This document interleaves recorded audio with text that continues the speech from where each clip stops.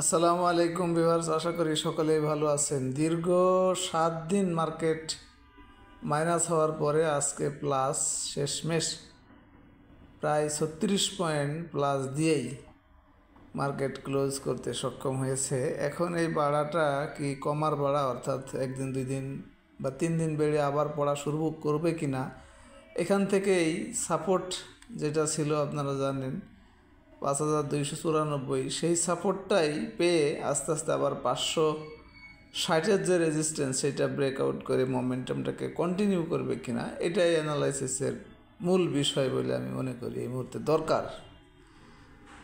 তো সেইটা বোঝার আগে একটা জিনিস বুঝতে হবে, যদি আস্তে আস্তে উপরের দিকে যেতে থাকে অর্থাৎ রেজিস্ট্যান্স ব্রেকআউট করতেই হয়, তাহলে তো অবশ্যই আপনার দুইটা ইন্ডিকেটর কথা যে বলা হয়, একটা হলো মুভিং অ্যাভারেজ 14 দিনের আর একটা হলো ম্যাকডি, অবশ্যই বাই সিগন্যাল আসতে হবে। এর আগে সেটা হবে কি না সেটার একটা লক্ষণ হলো এইটা, বাই সিগন্যাল দুইটাই আসতে হবে। আরেকটা হলো যে গ্র্যাজুয়ালি ভলিউমটাও কিন্তু বাড়তে হবে। দেখুন গতকালকে ভলিউম ছিল 704 কোটি টাকা, আজকে সেইটা হয়েছে 703 কোটি টাকা। তো এটা গ্র্যাজুয়ালি বাড়তে হবে।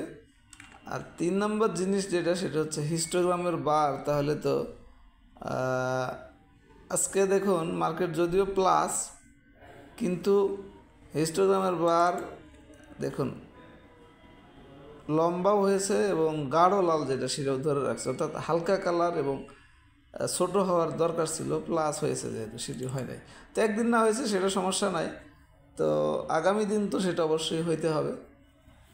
এখন যেই ক্যান্ডেলটি হয়েছে এই ক্যান্ডেল অলমোস্ট মারুবুজু একটা ক্যান্ডেল। এই ক্যান্ডেলের পরে যেটাই হোক প্লাস মাইনাস ছোট হয়, তবে এই ক্যান্ডেলটি অবস্থানটি দুইটাই ভালো, বাউন্স ব্যাক ক্যান্ডেল বলতে পারেন।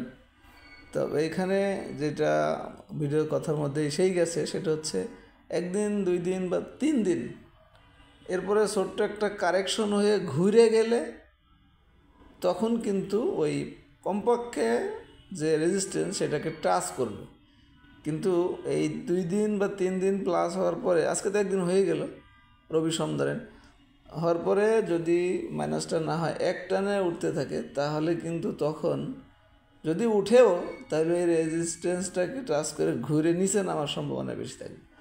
তো এই জন্য এর আগেই যদি একটা কারেকশন দিয়ে যায় ছোট্ট একটা একদিনের, তাহলে কিন্তু ভালো হবে। যাই হোক, সেই বিষয়টা পরের জিনিস। এখন বুঝতে হলে প্রথমেই যে উপরের দিকে যাবে নাকি এটা, তো এই সতর্কতা থাকতে হবে যে দুইটা ইন্ডিকেটর অবশ্যই বাই সিগন্যাল আসতে হবে, ভলিউম গ্র্যাজুয়ালি বাড়তে হবে এবং একটা কারেকশন দিয়ে গেলে সেটা সহজ হবে এবং ওই রেজিস্ট্যান্সটা ব্রেকআউট করা তখন তার জন্য ইজি হবে, যেহেতু একটা সে রেস্ট করে গেল।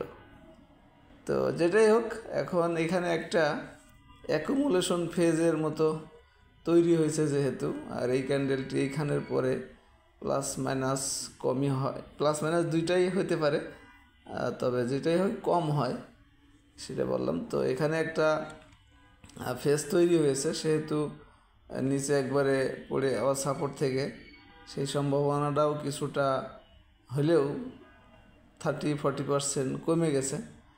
তো এখানে আজকে ভলিউম ক্যান্ডেল সবই ঠিক আছে, হিস্টোগ্রামের বারটা হালকা ছোটো হলে ভালো হতো, সেটা আগামীকালকে হলেও চলবে। তো বাকি দেখা যাক কী হয় পরবর্তী অ্যানালাইসিস, অবশ্যই আপনারা এই বিষয়গুলো আরও স্পষ্ট হয়ে বুঝতে পারবেন।